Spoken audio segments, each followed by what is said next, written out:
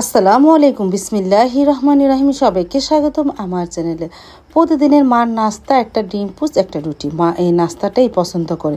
সকালে বউয়া ভর্তা বানালে তেমন একটা মা খেতে চায় না, এই জন্য আর সাইদুলের বাবাও খায় না। আর এখন সকালে বউয়া ভর্তা কম বানানোই হয়। এই মাকে রুটি আর ডিম পোচ দিলেই হয়ে যায়। আর আমরাই তো চা বিস্কিট এগুলি খাওয়া হয়। আর যদি পানি ভাত থাকে, আজকে পানি ভাত আছে, সাইদুলের বাবা খাচ্ছে, আমি আজকে আর খাবো না। সাইদুলের বাবা খেয়ে নিল আর আমি একটা ডিম পোচ খাবো, এই সকালের নাস্তা। তারপরে সারামণিকে চা দিলাম, সারামণি বাবাকে একটু চা দিলাম। সারামণি সকালেই তো একটু চা বিস্কিট খায়, আর মাকে তো দুধ চা দিয়ে না, মাকে রং চা দিয়েছিলাম, একটা বিস্কিট দিয়ে খেয়ে নিল। আর আমি একটা ডিম পোচেই খেলাম। পরে খিদা লাগলো, বিস্কিট খেয়ে নিব না। তারপরে ঘরগুলো গোছালাম। আমি এখন একটু পরে চলে যাব সাবাকে নিয়ে স্কুলে। সাবার তো আজকে থেকে পরীক্ষা। সবাই আমার মেয়ের জন্য দোয়া করো, যেন সুন্দরভাবে ভালোভাবে পরীক্ষা দিতে পারে।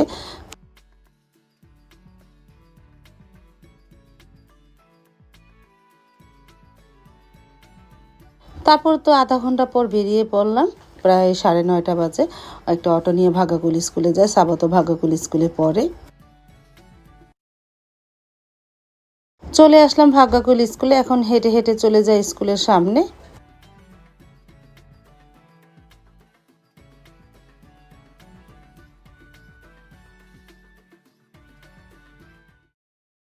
তারপরে যে সাবাকে ক্লাসে বসিয়ে দিয়ে এখন আমি চলে যাব বাসায়। সাবা ক্লাসে বসে আছে, টিচারও চলে এসেছে। আমি বাহিরে এসে দেখি ঝালমুড়ি বিক্রি করতেছে, দেখে খেতে মন চাইলো। তারপরে আমি কিনে খেলাম ঝালমুড়ি।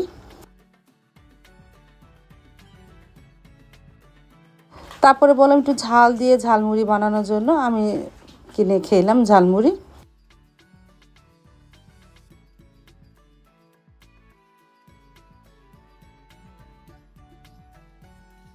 বাসাতে চলে এসেছি, আসার সময় নিয়ে এসেছিলাম চিকেন কিমা পুরি। এটা বিক্রি করতেছে বালাসুরে তো নেমেছিলাম, সাইদুল বাবার সাথে দেখা করলাম। তারপর গরম গরম ভাজতেছে দেখে নিয়ে আসলাম। তারপর আমি আর সারামুনি খেলাম, আর সাবার জন্য রেখে দিই।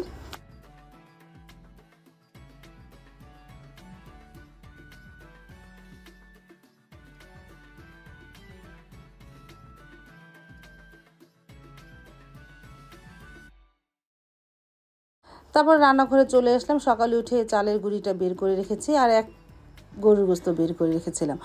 এই গরুর গোস্তটা আলু দিয়ে ভুনা করব, আর চালের গুঁড়ি দিয়ে একটু চিতই পিঠা বানাবো, আর ভাত রান্না করব। যে পিঠা খায় যে ভাত খায়। গরুর গোস্তটা কেটে ভালোভাবে ধুয়ে নিয়েছি, আর সব ময় মশলা দিয়েছি। এখন ভালোভাবে মেখে 1 ঘন্টা মেরিনেট করে রেখে দিব। প্রায় 1টার দিক দিয়ে আসবো রান্নাঘরে।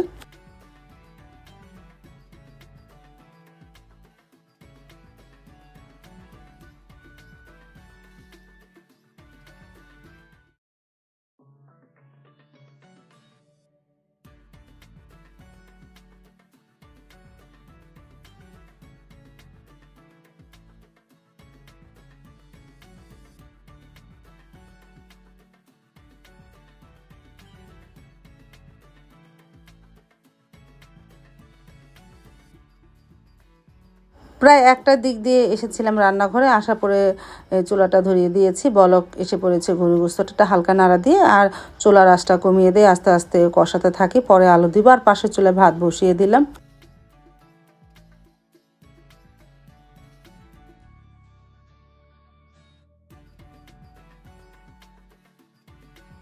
আর কিছু বিলাতি ধনেপাতা ছিঁড়ে আনলাম, একটু মরিচ ভর্তা বানায় বিলাতি ধনেপাতা দিয়ে। চিতই পিঠাটা খেতে ভালোই লাগবে।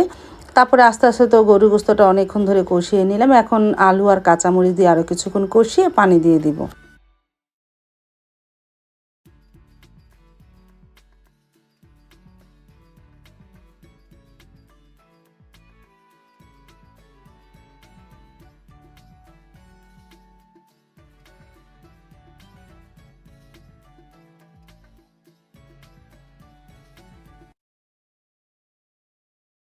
আর এদিকে বিলাতি ধনেপাতা ভর্তাটা বানায়, অনেকগুলো মরিচ নিয়েছি, আর এই যে ধনেপাতা আর পেঁয়াজ রসুন দিব। শিলপাটায় বেটে ভর্তাটা বানায়। আর এদিকে গোস্তটাও কষানো হয়ে গেছে, পানি দিয়ে আস্তে আস্তে জালে রান্না করি, ঝুলঝুল করে লাল করে।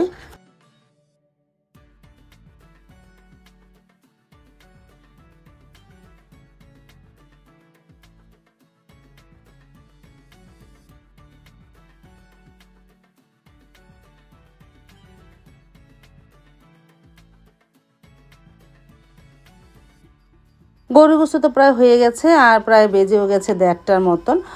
আমি গোলাটা গুলিয়ে নিয়েছিলাম। গোলাটা আমি অবশ্যই যে গরম পানিতে কুমকুমা গরম পানিতে গুলিয়ে নিয়েছি, সাথে একটু লবণ দিয়েছি। তাওয়াটা গরম হয়েছে, চিতই পিঠাগুলো আস্তে আস্তে ভাজি।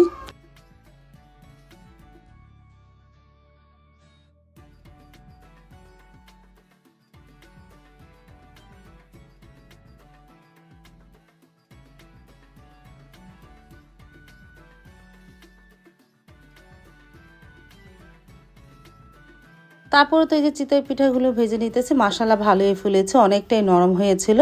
তারপরে গরম গরম জান্নাত বুড়ি খেলো। সাবা তো স্কুল থেকে চলে এসেছে, প্রায় 1:30টা বাজেই চলে এসেছিল। তারপরে সাবাকে দিলাম, গরম গরম পিঠা খেয়ে নিল। আর ভাত তো রান্না হয়েছে, যে ভাত খায় যে পিঠা খায়। অবশ্য সাইদুলের বাবা তো পিঠা খাবে না, ভাতই খাবে, সারামণিও ভাত খাবে। কিন্তু আমি গরু গোশত ভুনা দেখে আমার খুব মন চাইলো আজকে একটু চিতই পিঠা বানাই। রাত্রে দেখা গেলো পিঠা বানালে একটু ভারী খাবার হয়ে যায়, আমার রাত্রে এখন ভারী খাবার খেতে ভালোই লাগে না। তারপরে এই যে দুপুরে চিতই পিঠা খেলাম, সাথে ভর্তা আছে। আর এই যে জান্নাত বুড়িকে দিলাম, প্রথম 2টা খেয়েছে, আবারও 3টা দিলাম। মাশাআল্লাহ পিঠাগুলো খেয়েছে। আর ও ঝুল দিয়ে খায়নি, শুধু খেলো। আর মাকে ঝুল দিয়ে পিঠা দিলে মা খেয়ে নিল, মা পিঠাই খেলো আর ভাত খেলো না।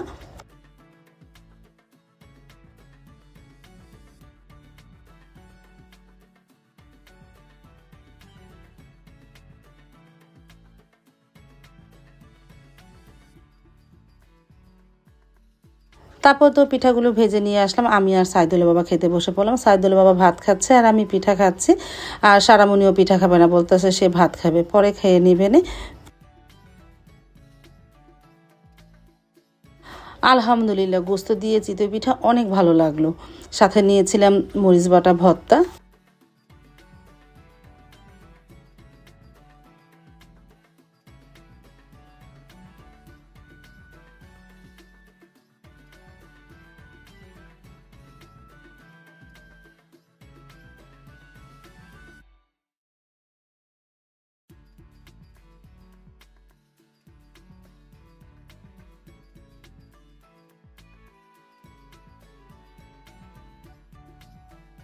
দুপুরে সবাই পিঠা খেয়ে ভাত খেয়ে শুয়েছিলাম। সাইদুলের বাবা দোকানে চলে গেল। আর এই যে জান্নাত বুড়িও ঘুম থেকে উঠলো, ওঠার পরে চিপস দিলাম, চিপস খাচ্ছে সারামণির সাথে।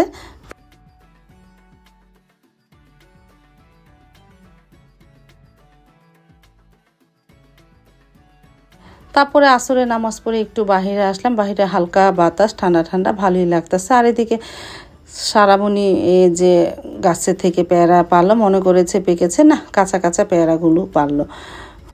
আর তোমাদের দেখায় মেহেন্দি গাছে অনেক পাতা গজিয়েছে, আর অনেক সুন্দর পাতা, পরিষ্কার পাতা।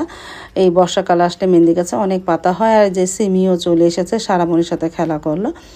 তারপর আমি একটু মাগরিবের নামাজের পর একটু রং চা বানালাম, সাথে একটু লেবু চিপড়িয়ে দিলাম, চিনি ছাড়া।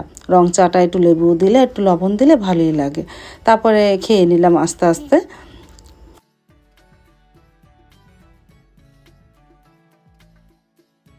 আজ তাহলে এই পর্যন্ত, দেখা হবে আগামীকালকে নতুন আরেকটা ব্লগ নিয়ে। আল্লাহ হাফেজ, আসসালামু আলাইকুম।